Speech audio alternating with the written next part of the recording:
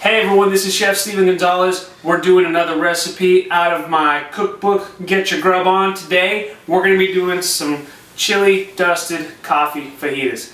Very delicious, very easy to make, so let's jump into this, shall we?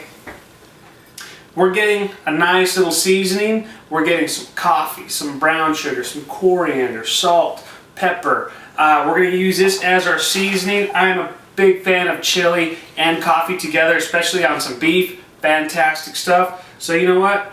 We're going to season this all up, and we'll make sure to get both sides. Whenever you're making your fajitas, you want to make sure that you have like a good skirt steak, something along those lines. That way they'll be nice, tender, delicious, and they'll be awesome.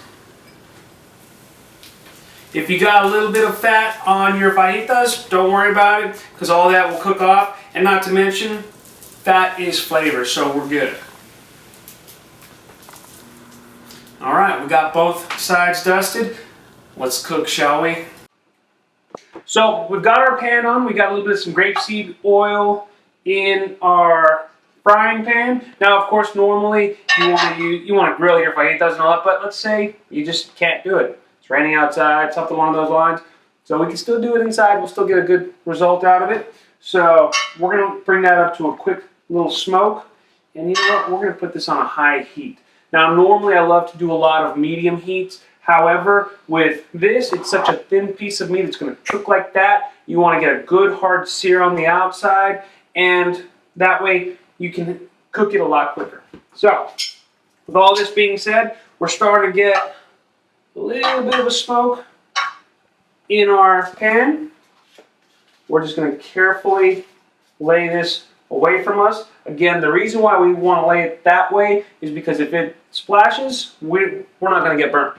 So here we go. There we go.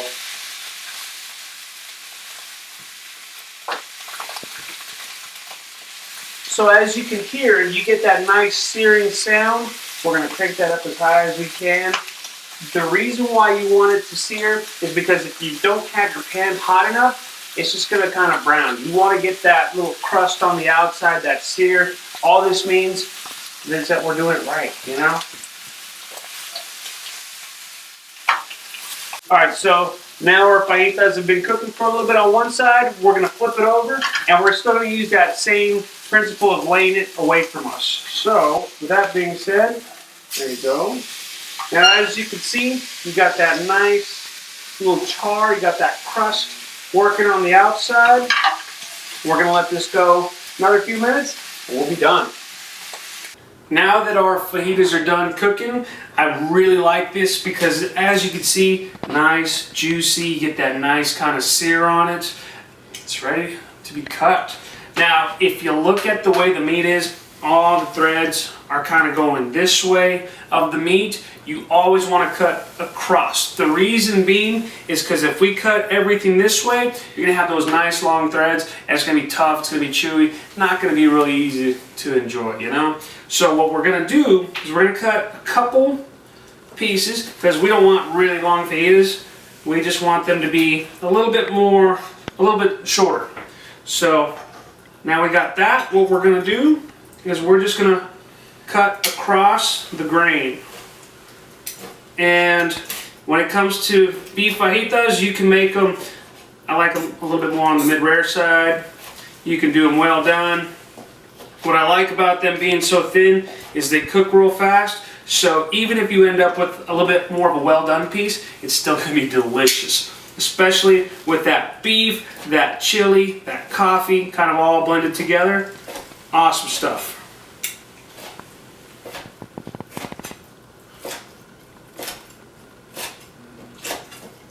And the last piece.